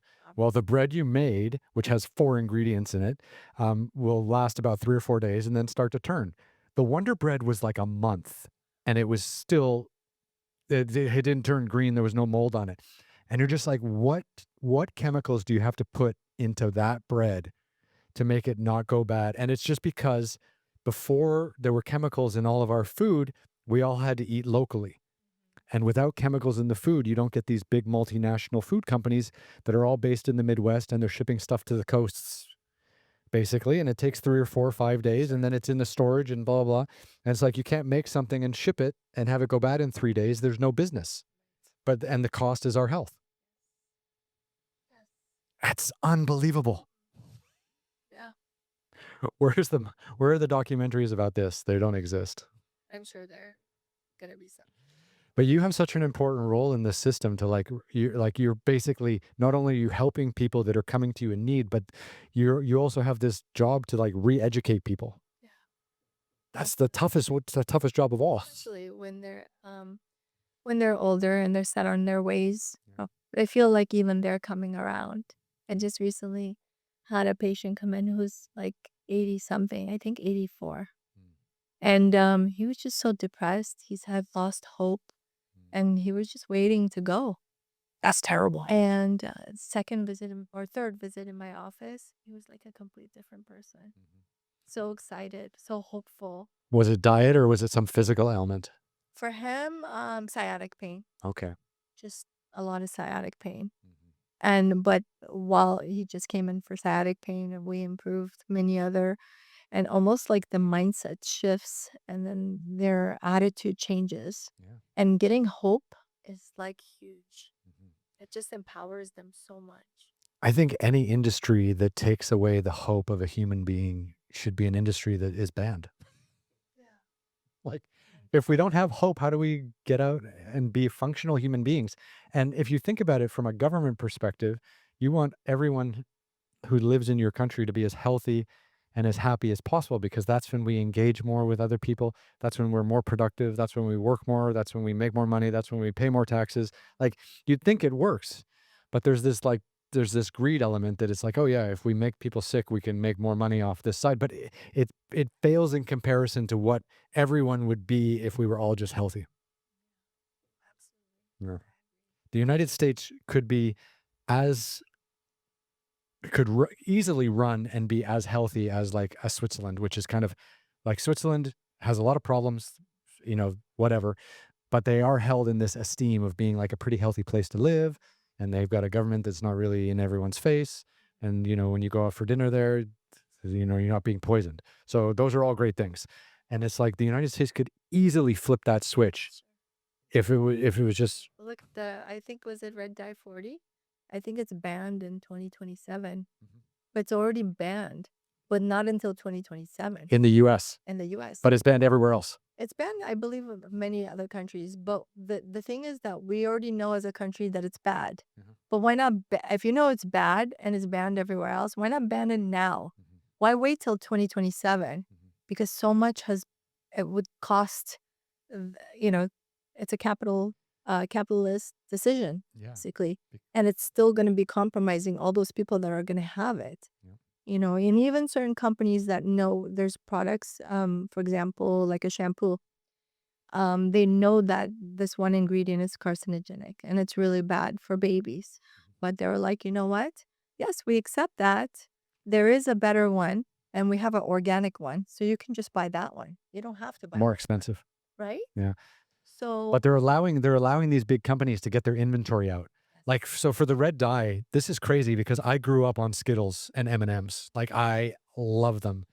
And colorful. yeah, and this is it. This is that red dye that everyone's talking. But the problem is they've got like tens of millions or hundreds of millions of dollars of inventory Yes. with this red Not dye. even that, but look at Tylenol. Yeah. Tylenol has the red writing on it. Yeah, that's Red crazy. dye. You know how much that would cost a pharmaceutical company that's making that Mhm. and everything else. Like even like what is that medicine that's pink? Oh, Pepto-Bismol? Yes. Yeah. And then what about the pills? I think it's like allergy medication. I'm not sure. It's also pink. No. Or all the pink medicine Anything pink? that's supposed to look. Why does it have so much color? I think it's just to enhance the brain from, okay, it tastes bad, but it looks good, Yeah. and so Or you'll reach for it on the counter, if it's eye level in red versus eye level in white. yes. Yeah, that's how we're being sold medicine. I mean, I take acetaminophen, Okay. but I get it from Sprouts, Mhm. and it doesn't have any fillers or anything else. It's just straight acetaminophen. Mhm. If I have like sinus pressure from a cold, then I just can't handle it. And usually I have to be like dying in Mhm. order for me to take a medication. And it's there, and I'll take that knowing that that's all I'm getting, Mhm. not everything else that's added in. Mhm. It's funny. I had a chat with a woman a little while ago, and she was saying, for many years she lived in a country where marijuana and marijuana products were illegal. So when she was having menstrual pain and stuff like that, this is not a topic I thought I would talk to you about today, but she was having menstrual pain and she was taking Advil or Tylenol or all these different things, and it wasn't really helping, and she was also getting some side effects from those pills and things like that. And then now she lives here in California, and when she's having her menstrual cycle, she takes cannabis gummies because they're not infused with a bunch of chemicals, and the cannabis relaxes her entire like nervous system, and it reduces her menstrual pain immensely. And I don't know what the medical explanation of that is, but again, like that's an option where here you are with this. Gummies are, I don't know exactly if they're chemically altered or if it's as natural as we all expect it to be, but at least like she felt better because she wasn't taking pills for it. And I don't know if have you ever heard about like people using cannabis and. Heard because it's supposedly, and I don't know too much, of it from based on what I've heard, not really researched, but I've heard that it's a muscle relaxer and an anti-inflammatory to some degree. So I think that would, help in that area because when you're going through having menstrual cycle, your endometrial lining is shedding, so it's creating contractions and spasms. Mhm. So if that can be calmed down by that, then that would be helpful in that sense. Ibuprofen is a harsh drug and it's over the counter, so people pop it like candy and they don't realize how much it can cause a hole in your stomach. It thins out your stomach lining and causes ulcers and a lot of digestive issues. And people have no idea, but they just pop it. Like sometimes people actually take it to prevent from having pain the next day. So they take it the night before, Mhm. which is horrible, Yeah. And if you're people think inflammation is bad when in fact, really, inflammation is just means that your body's trying to heal itself. Mhm. So if you take an ibuprofen, you're actually slowing down your body's ability to heal. Which seems counterproductive. Completely. Yeah. Not to mention the damage that it does to your digestive system. Yeah. And how important is gut and gut health? Like 80%. yeah. 80% of um majority of the diseases that show up in your body starts in the gut. Mhm. So yes, everything about proper nutrition and all the chemicals and stuff that we inhale, Mhm. pollution, as well as all the preservatives. Now having that knowledge and exposure with social media and these apps that are created to avoid those types of chemicals as much as we can. You know what the last stand is gonna be on this whole diet, chemicals in food and all this kind of stuff? The last stand I think is gonna be restaurants. So when I lived in Europe, I would go out for dinner all the time. Like, because that's how you socialize, that's how you do business, and you always eat late at night. But the food is healthy and it doesn't make you sick. Now you're told not to eat so late at night. You need to give your time to digest before bed. I get all that, but the food doesn't make you sick. So when I moved to LA, I was like, "Oh yeah, let's go out for dinner. Let's do this. Let's do that." And I was getting sick every fucking night. And it's because the chefs in the restaurants, they're cooking with all this fucking crap, or the Seed oil. yeah, or the raw ingredients they're getting are just made like even flour in the United States is poison for the most part.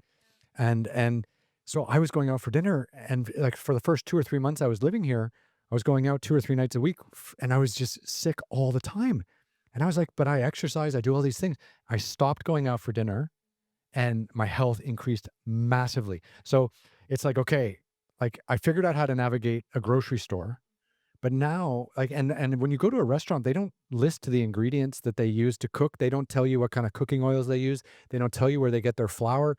And I felt bad. Like I don't even go out I don't even go out for restaurants anymore because I can't eat. Right. Right. Us too. It's insane. I mean, honestly, it's my husband likes to cook, which is awesome, and so do I. Yeah. And so, whoever gets home first, prepares a meal for our family, and our kids eat what we eat. Mhm. We don't put hot dogs and chicken nuggets in front of them just because that's what they want and when they were little.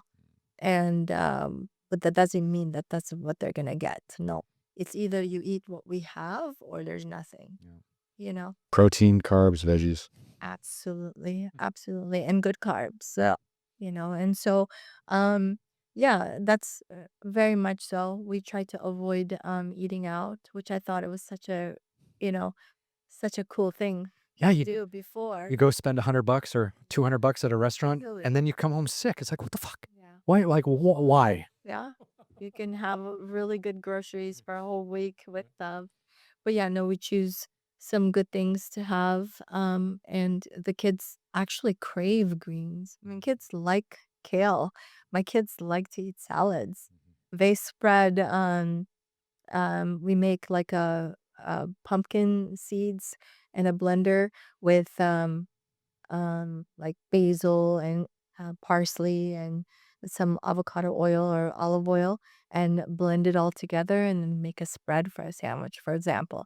So the kids love that as opposed to like getting a fatty mayonnaise. I grew up on just garbage, peanut butter and jam, like full of sugar. I mean, I literally lived on PB&J for like a decade when I was young. Oh, Yeah, yeah. yeah, Poison. stuff. But no, actually, peanuts and peanut butter is very inflammatory. Mhm. Yeah. So, we usually like to blend cashews, Mm. and I make my own creamer. Okay. That's nice. Just a blender, cold water, and just rinse the cashews and throw it in. And or I take some almonds and I take the skin off because the skin is inflammatory as well. Right. Just with a little hot water, the skin comes off really easy. Blend it and then airtight, sealed in the refrigerator, and I have creamer for like a week. Oh my God. Healthy creamer with protein. So you got two books to produce. You got one about your escape from Afghanistan when you were a child, and then you definitely have to put together a cookbook. Well, I actually have a book that is almost done. Mhm. It's called well, I won't give the name just yet, but it's Have you settled on the name? I have. Oh, okay. Well, you can mention it. I'll put a link to your website or something like that. This will come out next week, so Oh, wow, fast. yeah. Um, so it's all about health and wellness, Yeah. and I think it's long overdue, Absolutely. fully overdue, Yeah. but something very relatable for all to benefit from. Yeah. So I'm excited about that for sure. That's good. I always told my dad that I would write a book, so it's gotta happen. Yeah, and especially About time. with all your experience, right? Like you get to see these people who are coming in with all these problems every single day. Like you said, 30 or 40 people like a day coming in to be fixed. Like the amount of knowledge about what to do and what not to do Yeah. is vast. Yes. And like we could do this for 10 hours and we still wouldn't exhaust. I feel like I can sit here for a couple more hours, and talk. It's been really nice. Yeah. Oh, it's great. I'm really passionate about this stuff too. And it's funny because again, like when I lived in other parts of the world, I didn't have to think about it.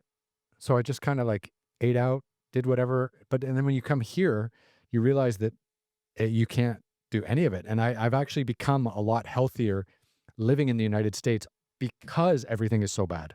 So it's almost like it forced me, and I got rid of some other bad habits that I had when I was so it's forced me to kind of up my game a little bit because you're so defensive of everything around you. True. Yeah. It made you realize how important your health is because you lost it there probably for a little while, just in terms of the things that were affecting your body in such a negative way. Yeah, because I came here and it's funny, like, I'm very lucky I didn't grow up here necessarily as a child because I would have grown up with all these chemicals inside me. Like I grew up in Canada and we have less chemicals, not the best, but still better than here. But then when I went abroad and, I lived 25 years abroad and then now coming back as an adult, yeah, I came back and I was just like, yeah, it's the same as I'll just live the same life I've been living. And then first 3 months just broken down. Wow. Yeah, It's wild. it is. It makes you aware for sure. Puts things in perspective for sure. Um, but I'm so excited that God put me on this path.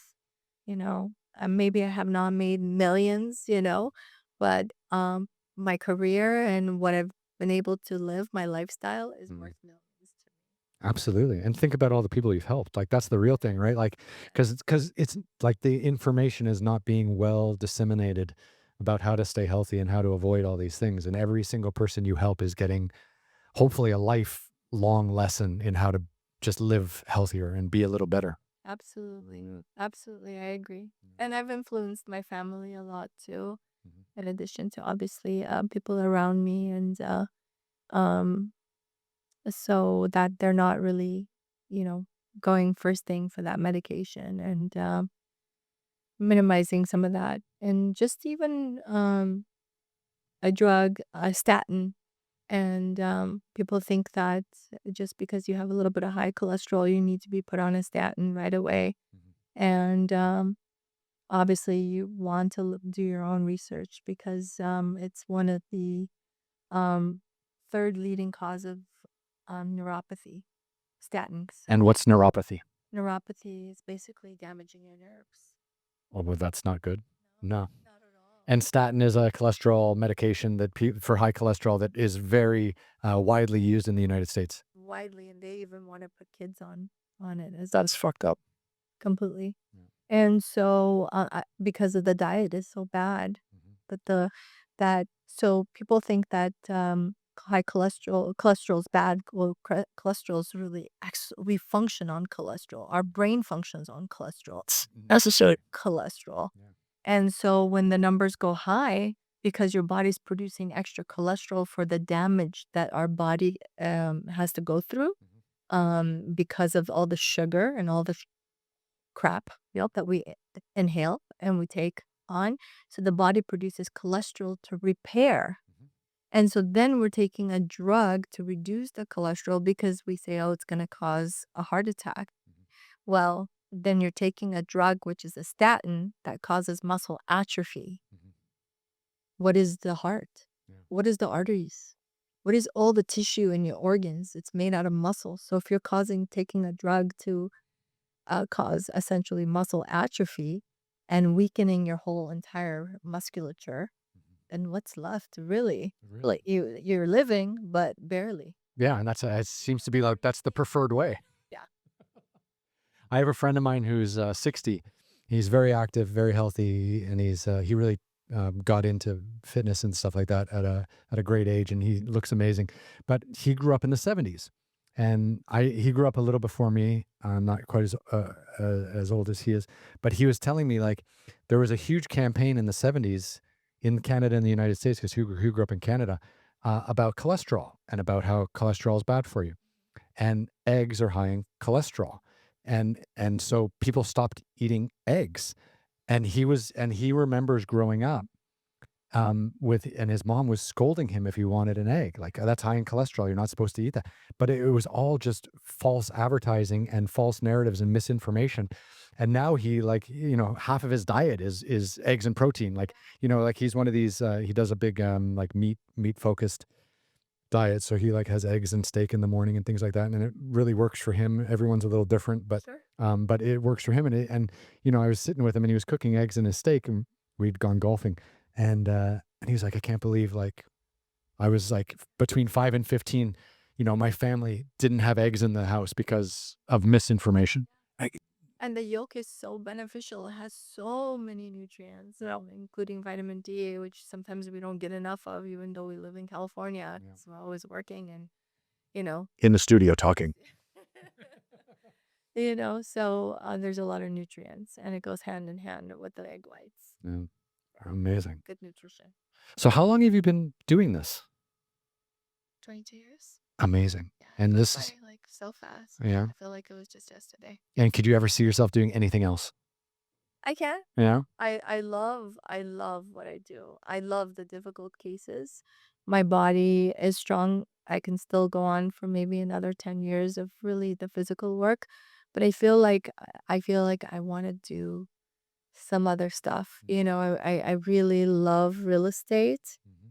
and real estate investing and helping people um and especially doctors, because had somebody come to me about 15 years ago or 10 years ago and said, "You can own this building. You're paying so much monthly. Mhm. Why not own the building?" Mhm. Doctors don't think that way. No. No, we're just thinking about how do we get our patients better? Mhm. And there's so much work. I'm there like many hours. By the time I get home, I'm like done. You Right. go. And I'm spending time with the kids before they go to bed, and then it's cleanup, right? And then I still have some soap notes and paperwork that I brought from work. Mhm. And but I really love what I do, and I feel like I want to consult Mhm. and help other doctors, Yeah. in addition to doctors owning their offices. Because while their practice may grow several 100,000 over the course of 10 years, Mhm. but their real estate will multiply times 10 or Yeah. 5, 6, whatever. Yeah. And I like to do that. That vertical integration is a great idea of a way to, like, build a security and financial security, as you get older. Yeah, because it's hard to move 300-pound guys' legs, to crack their back. Exactly. Yeah. How long would I be able to do that? Yeah. And that's one thing that I realized that a doctor's salary will increase so much, Mm. but a broker's salary will grow as much as the cost of a building Yeah. and over the course of years. So obviously, financial security is important and looking into the future, Mhm. but I really actually am excited about it. as something that I like to get into, which my husband and I have started to get into. That's great. Do you have like an apprentice or someone you're training up to kind of take over for you if you decide to like scale back a little bit? Like, is that something you can do when you have your own clinic? It must be hard, right? Really, Yeah. I've had multiple doctors work throughout my practice because I also medically integrated my practice. Also, for 8 years, I had a medical clinic as well. Mhm. So we did a lot of stem cell injections and a PRP injections and pain management, but the healthier way, Mhm. not with steroids, Mhm. and cortisone and things like that. That will decrease your symptoms temporarily, but it's also going to weaken your joints and weaken your soft tissue and bloat you up and increase your blood pressure and blood sugar, which is not what I want my patients. Of I course. wanted something that's more regenerative, and that's becoming really big. So, but yeah, as far as bringing other doctors, I've worked with MDs, I've worked with nurse practitioners and PAs. They all work within my medical office. Mhm. And I've had multiple chiropractors work with me over the years, Mhm. and a couple of them for 7, 8, 9 years. That's great. So now, I am looking for a good doctor, Mhm. not someone that's just going to it has to be a good fit. Yeah. You know what I mean? 'Cause some of these patients have been with me for 17, 18, 19 years, and they're like family. Mhm. So, but regardless, I just don't wanna just, sell my practice to just anybody. Mhm. I want someone who's gonna work with me, and I'm not ready to give it up. I'm still gonna be there, but somebody who's gonna be able to assist me a little because, I don't know if I wanna work 5 days a week anymore. Yeah. It's a lot. Very physical. Yeah. And running a business in of itself, a small business, you're sharing everything, half of everything with the government. So you're working a lot more for that dollar. So it's nice to have somebody who's going to be able to help you. And with my kids, my daughters just started high school. So I want to be available more. Yeah. Absolutely. That's amazing. Yeah. Is there anything we haven't talked about that you wanted to bring up? Are you feeling good? Like, Feeling great. yeah. I feel like we covered a good amount. I get passionate about these kinds of topics, so I love it. I love it. I enjoyed our conversation. It was very informative for me as well. And thank you for sharing your story. And um, I'm excited to be here again if you invite me back. I would love to go deep on your Afghanistan exit. If there, I mean that, I mean, like we could talk about healthcare too for another. But I'm really curious because, it's. I think there's a real like. There's so much misinformation in this country specifically about the way people come to this country and build their lives. And especially with the stuff going on in Minnesota these days, like there's just so much misinformation. I think that's the best way to describe it. But there's a lot of like legal immigration of people coming to this country. And no one's talking about those stories. And people seem to be lumping together like illegal immigrants and legal immigrants. Like I had to get a visa to come here. Like it took 6 months. Yeah, and like 9 months, you had to wait 9 months, and it's not easy. But everyone seems to be just lumping like immigration into this illegal immigration thing, and the border was open for so long, and I just feel like there's bad just so much bad energy around the positivity of having immigrants and like how great they can make a society if everyone comes in and wants to adapt and wants to contribute. And I just feel like there needs to be more voices around that, and not enough people are talking about it. Yeah. True. I mean, America's always been known for the land of opportunity. Yeah, everybody wants to come here, and I feel like America's was made on immigrants. Mhm. So it's a tough situation, and right now, and what's going on. I hope things get better. Mhm. Well, from one person who was born in Afghanistan to one person who was born in Canada, who are now talking in Los Angeles, it was really nice, and I really appreciate. Well, what's the name of your clinic, and where can we find you on social media? So, Vitality Motion Center in Tustin, California, Mhm. and on YouTube and TikTok and Instagram, I go by Body Work Doc, Okay. all one word, DOC. Brilliant, and I'll put links and stuff in the description and things like that when it comes out. Yeah, thank you so much for coming by today. I really had a great chat, and I wish you the best of luck in your practice. And now, again, if you ever want to come back, just swing by anytime. Yeah. stuff too. It was Good. great. Thank you so much. Thank you. All right, guys, we're out. Thanks.